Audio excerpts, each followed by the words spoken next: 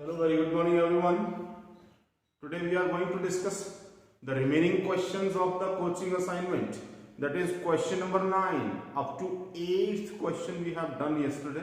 ठीक है, तो अभी 9th question से करना है. तो देखिए what is question number 9.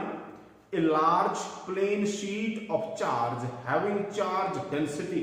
देखिए आपके पास given क्या है? What is given with you? This is the question number 9. You have given a plane sheet. आपके पास कोई plane sheet given है, density दी है उसकी, charge density that is sigma is given, that is 15 into, so you have given here sigma is equal to 15 into 10 raised to power minus, it is 16 coulomb per meter square. ठीक है, coulomb per meter square. तो आपके पास एक plane sheet दी हुई है और उसकी चार्ज डेंसिटी गिवन है. नेक्स्ट बोल रहा है lies in X Y plane. X Y plane के अंदर लाई कर रही है. The electric flux through a circular area of radius 0.4 metres. So R is 0.4 metre. तो आपके पास इस तरह से एक्स एक्सिस है, वाई एक्सिस है और इस एक्स वाई प्लेन में like this a plane sheet is placed in xy plane with a radius equals to 0.4 meter. If the normal to the circle area makes an angle of 60 degree with z axis. तो देखिए आपके पास xy plane में रखा है तो electric field कैसे होना है? Electric field will B along z axis. ठीक है, तो z axis के साथ जो इस प्लेन का एरिया वेक्टर है वो कितना एंगल बना रहा है? 60 degree. So here theta is equal to 60 degree. You have to find out the value of what you have to find out here. You are asked to find out the value of electric flux. ठीक है, तो electric flux you know very well in case of a plane. So for a plane surface, or you can say it is phi is equals to EA cos of theta. So this is the formula here. Clear? अब देखिए E आपके पास given नहीं है, so we have to find it. E is equals to plane sheet के लिए E की value कितनी होती है? That is sigma upon 2 epsilon naught. Clear? This is the value of E you have. अच्छा, एरिया गिवन नहीं है हमारे पास, सिर्फ ये 3 क्वांटिटीज गिवन है. तो इट इज ए सर्कल, तो area is equals to pi R square into cos of theta is equal to that is 60 degree here. ठीक है, तो इस तरह से हम कैलकुलेट कर सकते हैं. Now we can substitute all the values. तो ये आ गया आपके पास sigma is given that is 15 into 10 raised to power minus 16 divided by 2 into epsilon naught, you know very well, 8.85 into 10 raised to power minus 12. Value of pi 22/7 भी substitute कर सकते हैं या 3.14 सब्स्टिट्यूट कर सकते हैं. ठीक है, तो 3.14 into square of the radius. Radius is given that is 0.4 meter. So it is 0.4 whole square meter square coulomb inverse. So this is the option D here. Clear? Just to go through the question number 10. Question number 10 is there. A circular plane sheet of radius. Again there is a circular plane sheet. ठीक है, previous question में भी circular plane sheet थी, अब की बार भी circular plane sheet है of radius 10 centimetre. Here the radius of the plane sheet is given 10 centimetre. It can be written as 10 to 10⁻² metre. Clear? Metre में कन्वर्ट किया जा सकता है. Next, a circular plane sheet of radius 10 cm is placed in uniform electric field of 5 into 10 raised to power 5. Electric field is given here Newton per coulomb. ठीक है, तो आपके पास electric field की वैल्यू गिवन है, making an angle of 60 degree with the field. देखिए आपकी बार क्या है, अब की बार जो शीट है वो इलेक्ट्रिक फील्ड के साथ कितना एंगल बना रही है? 60 डिग्री। पिछली बार जो शीट का नॉर्मल है वो इलेक्ट्रिक फील्ड के साथ एंगल बना रहा था 60 degree. Here is the difference. यहां पर शीट खुद इलेक्ट्रिक फील्ड के साथ एंगल बना रही है 60 डिग्री। इसका मतलब है एरिया वेक्टर और इलेक्ट्रिक फील्ड के बीच में कितना एंगल आएगा, ठीक है, कितना होना है।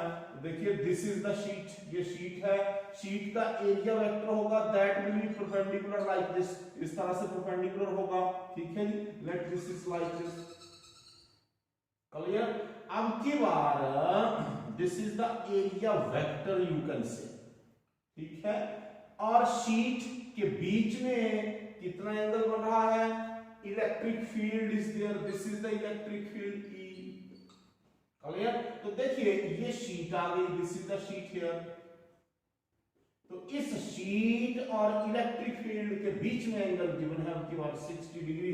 तो मुझे बताइए इलेक्ट्रिक फील्ड और एरिया वेक्टर के बीच में कितना एंगल बचता है बेटा, that is 90 minus 60, it means it is equals to how much, it is 30 degree. So here you can say theta is equal to 90 minus 60 means it is 30 degree. This is the difference. Last question में क्या था, in case of last question what was there, last question में sheet का जो normal है वो electric field के साथ 60 डिग्री का एंगल बना रहा था। इन दिस क्वेश्चन जो शीट है वो खुद इलेक्ट्रिक फील्ड के साथ 60 डिग्री का एंगल बना रही है। तो हमें एंगल चाहिए होता है एरिया वेक्टर और इलेक्ट्रिक फील्ड के बीच में। Area vector is always perpendicular to the surface, clear. तो इसलिए हमारे पास एंगल आ गया। Now you have to find out the value of electric flux. So therefore electric flux phi you have to find out. So electric flux phi is equals to, again it is EA cos of theta. So we have the value given, electric field value is given here, that is you can substitute the values. So phi is equals to electric field की value given है 5 into 10 raised to power 5. Area, it is again a circular plate. ये circular plate है, again it is pi r square. Area is equals to pi r square. Pi means 3.14 and radius square you know very well, that is square of the radius. Radius is given here, it is 10 centimeter. We have converted it into 10 into 10 raised to power. So it is 10 into 10 raised to power minus 2 whole square. So this is the area. Cos of into cos of 30 degree. Cos 30 you know very well, it is under root 3 by 2. You can find the calculations or you can write it as this is 5 3 decimal and it is under root 3 here. So you can say 10 raised to power 4 Newton meter square coulomb inverse. This is your D option.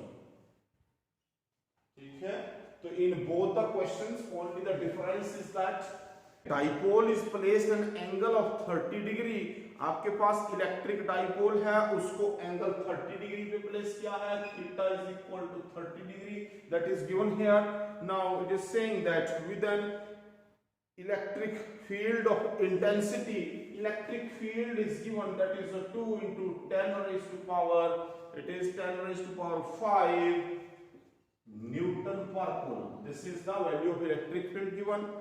It experiences a torque of 4 Newton meter. Torque of 4 Newton meter. These are the values which I have given in the question. Clear? Now, 2 into 10 raised to power 5 is the electric field. 4 Newton meter is the torque.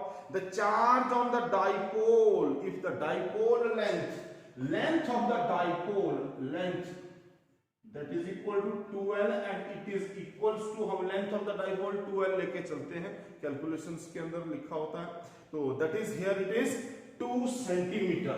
So 2 centimeter can be converted into meter, 2 into 10 raised to minus 2 meter. Clear? You have to find out the value of the magnitude of either charge. तो देखिए the formula for torque. Since you know very well, the torque is equals to P E sin of theta. अब आपके पास जो values given है that you can substitute.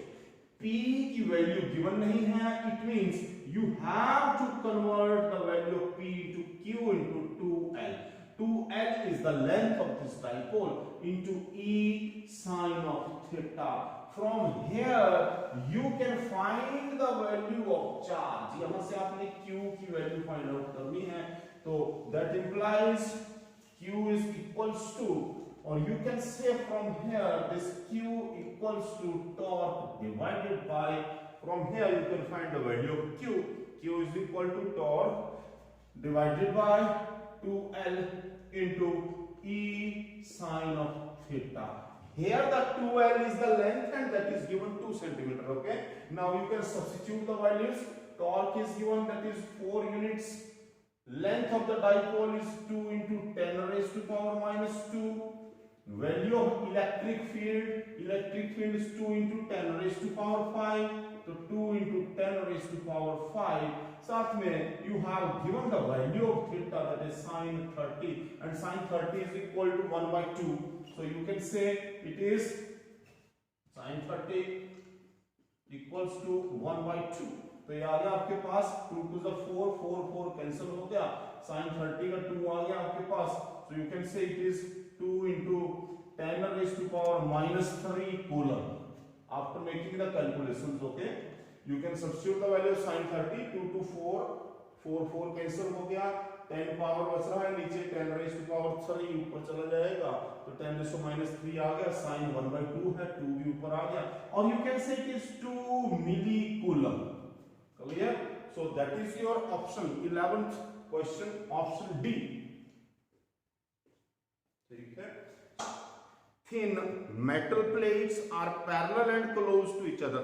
आपके पास metal की plates दी हुई हैं, their plates parallel and close to each other.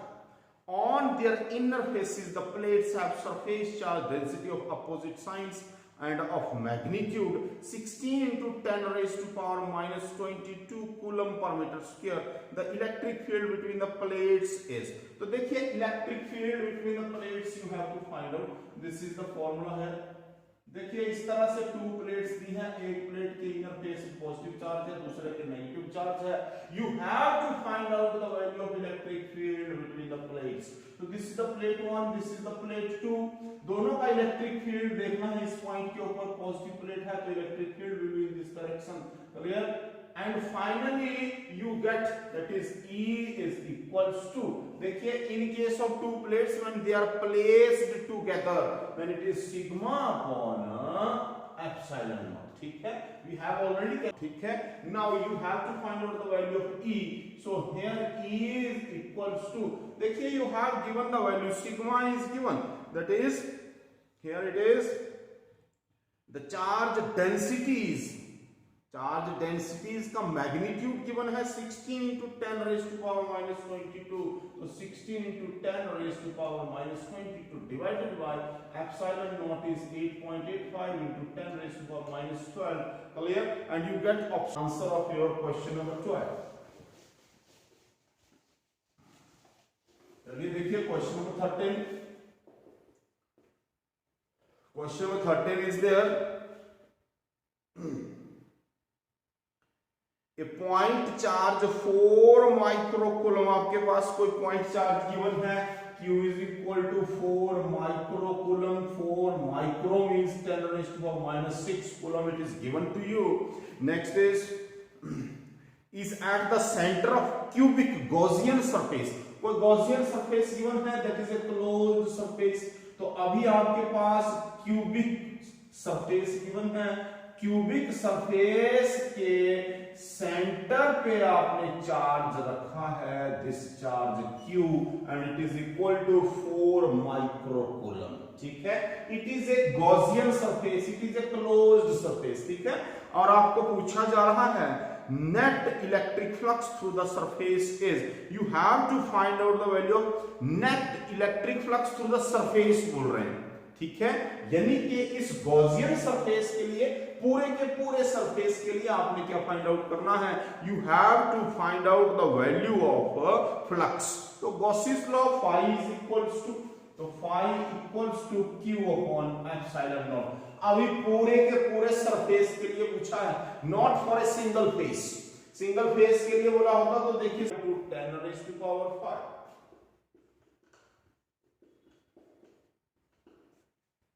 Clear? That is your B option. Question number 13, B option. Have you done it? कर ली सभी ने?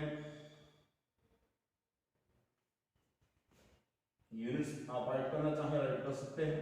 Newton metre square coulomb inverse, that is the flux. हो गया. Now question number 14 is there. Go through the question number 14.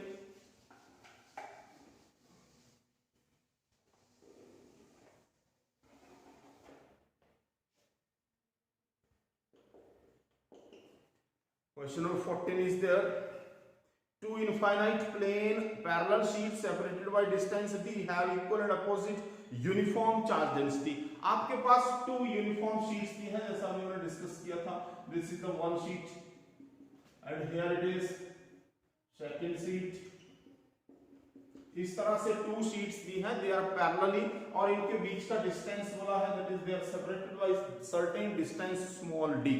Okay. Have equal and opposite charge densities. एक के ऊपर अगर positive charge है तो दूसरी प्लेट के ऊपर नेगेटिव चार्ज है, like this. The charge is distributed on these plates. Clear?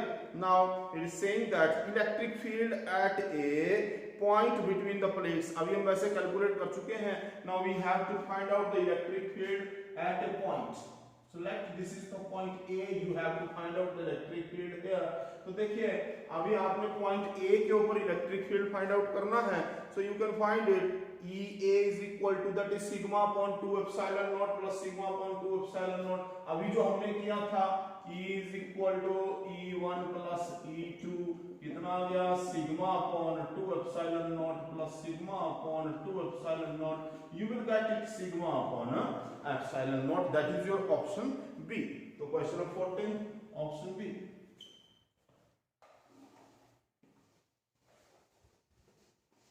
Next is question number 15. Go through the question.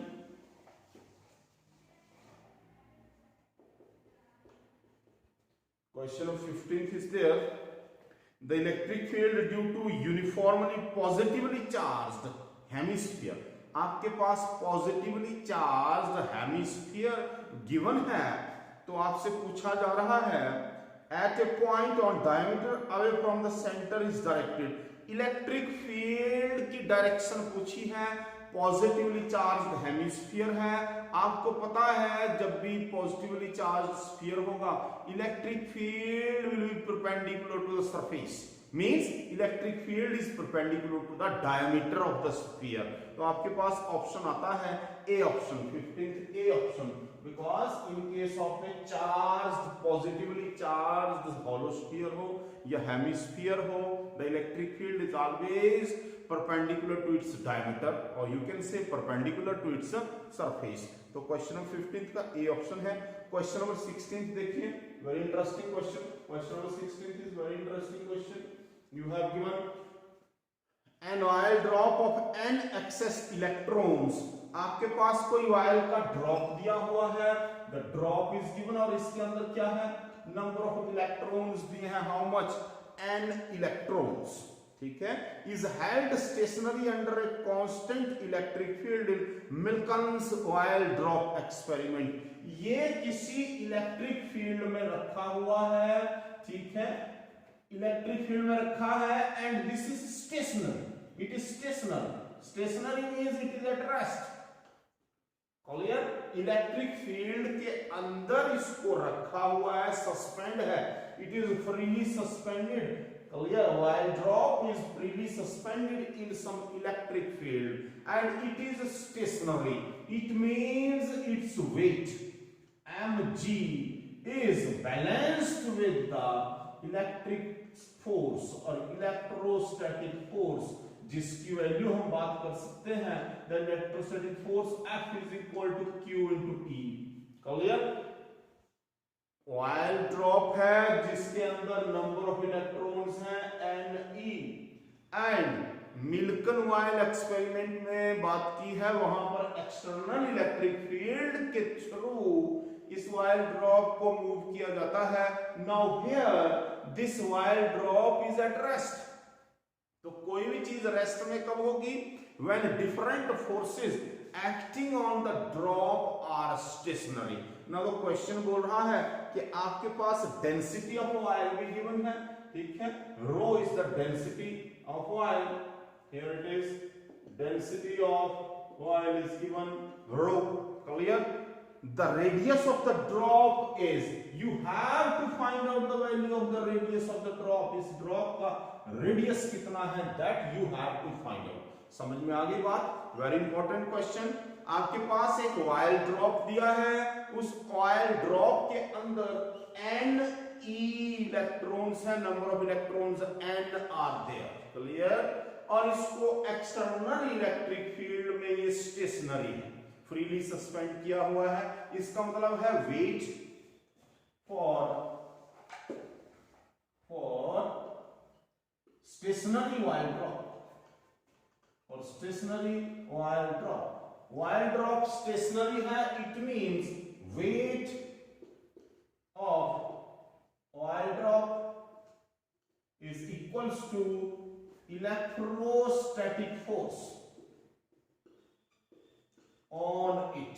Oil के ड्रॉप के ऊपर इलेक्ट्रिक फील्ड की वजह से जो इलेक्ट्रोस्टैटिक फोर्स है वो क्या हो रही है, इस वेट के साथ बैलेंस हो जा रही है।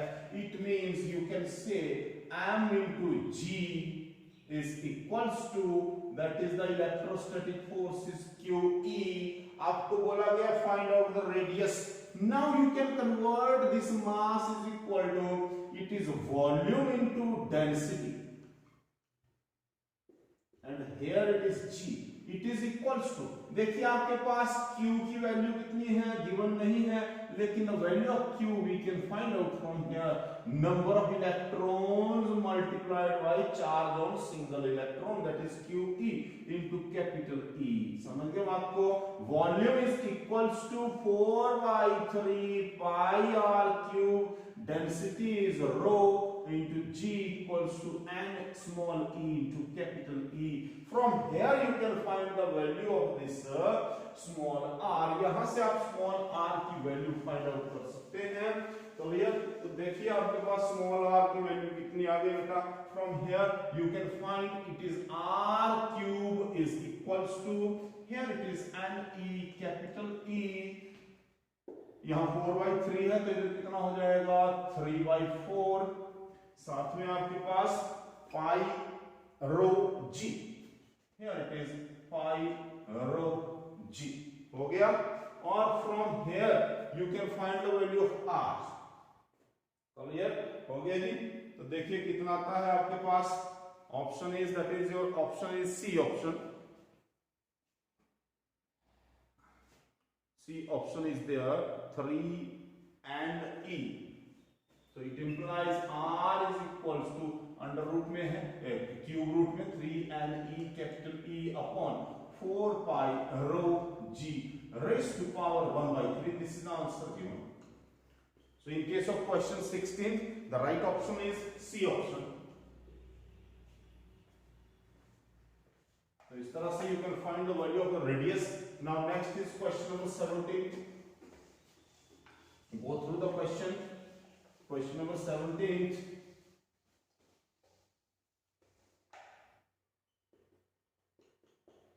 Question number 17 is there। Question number 17 बोल रहा है two particles of charges Q1 8Q। आपके पास Q1 given है, that is positive 8Q, and Q2 is given -2Q। आपके पास two particles given है, क्लियर? Are placed as shown. आपके पास एक डायग्राम भी गिवन है, डायग्राम में इस तरह से टू पार्टिकल्स हैं, one is here that is Q1 and second one is here that is Q2, clear? दोनों के बीच का डिस्टेंस गिवन है L, ठीक है? Q1 is equals to, you know very well, it is positive 8Q and here it is -2Q। आपसे पूछा गया है are placed like the figure at what point away from Q1 on the x-axis। x-axis से, this is x-axis, this is y-axis, Q1 से कितने distance पर एक proton रखा जाए, here you have to place a proton. Proton means positive E, equal and opposite charge to that of electron. You have to find out the value of this. Clear? So at what point away from Q1 on the x-axis can a proton be placed so that it is in equilibrium? तो ये बोल रहा है आपके पास charges Q1, Q2 given है, यहां पे एक प्रोटॉन रखना है और प्रोटॉन कैसे रहना चाहिए? इक्विलिब्रियम में। तो देखिए proton must be in equilibrium, तो फॉर प्रोटॉन एट इक्विलिब्रियम, कोई भी चीज इक्विलिब्रियम में रहती है when the different forces acting on the proton will be balanced, ठीक है, तो ये बैलेंस हो जाएंगी। इसका मतलब है फोर्स ऑन प्रोटॉन, प्रोटॉन के ऊपर फोर्स लग रही है due to Q1 should be equal to force on proton due to Q2, ठीक है। Q1 और Q2 चार्जेस प्रोटॉन के ऊपर फोर्सेस लगाएंगे, तो वो फोर्सेस आपस में क्या होनी चाहिए? बैलेंस होनी चाहिए, तभी प्रोटॉन इक्विलिब्रियम में रह सकता है। It means here we have to find out the value of force. Proton के ऊपर फोर्स कौन लगा रहा है? Q1, you know very well, that is 1/4 pi epsilon naught Q1 Q2, Q2 कौन है यहाँ पर? Proton, divided by the square of the distance between them, तो Q1 से प्रोटॉन का डिस्टेंस है x, तो here it is x square. इसी तरह से प्रोटॉन के ऊपर Q2 कितनी फोर्स लगाएगा, उसके लिए हमें ये डिस्टेंस चाहिए and it will be x - l। तो ये आ गया आपके पास 1/4 pi epsilon not Q2 into proton means E divided by x minus L whole square, ठीक है। तब ये इक्विलिब्रियम में रहेगा जब दोनों की दोनों फोर्सेस क्या हो जाएंगी, आपस में बैलेंस हो जाएंगी। सो फ्रॉम हियर देखिए 1/4 pi epsilon not E cancel, तो आ गया Q1 upon x square is equals to Q2 upon x minus L whole square, ठीक है। Q1 की वैल्यू सब्स्टिट्यूट कर लीजिए, here it is 8 upon x square equals to 2 upon x minus L whole square, ठीक है। इस तरह से आप कैलकुलेट कर सकते हैं। ये 2 है, ये 8 है, तो आगे आपके पास ये 4 बचेगा, सो इट इज 4, इसको ले आओ इधर, क्रॉस मल्टीप्लाई कर लीजिए, into x minus L whole square equal to x square, और we can say it is 4x square plus 4L square minus 8xL minus x square equals to 0। तो इसको जब आप सॉल्व करेंगे, यू विल सॉल्व इट, तो आपके पास आ गया, it implies, यही सॉल्व कर लीजिए, x की वैल्यूज फाइंड आउट कीजिए, x की वैल्यूज आएंगी, 2 values will be there, you have to solve this quadratic this equation, find the value of x, तो x इक्वल टू 2L आ जाएगा and x equals to 2L/3, clear. 2 values आ जाएंगे आपके पास। देखिए x इक्वल्स टू 2L तो possible है, क्योंकि ये वाला जो डिस्टेंस है वो यहां पर लाई कर रहा है, here it is lying, it means here the right answer is x equal to 2L because x equals to what, x can't be equals to 2L/3, यहां पर x 2L/3 के इक्वल नहीं हो सकता है। तो आपका ऑप्शन आ गया question number 17, option A, clear. चलिए देखिए क्वेश्चन नंबर 17 हो गया। So this is enough for the day. The remaining 2-3 questions we will discuss by tomorrow. Till that, bye bye.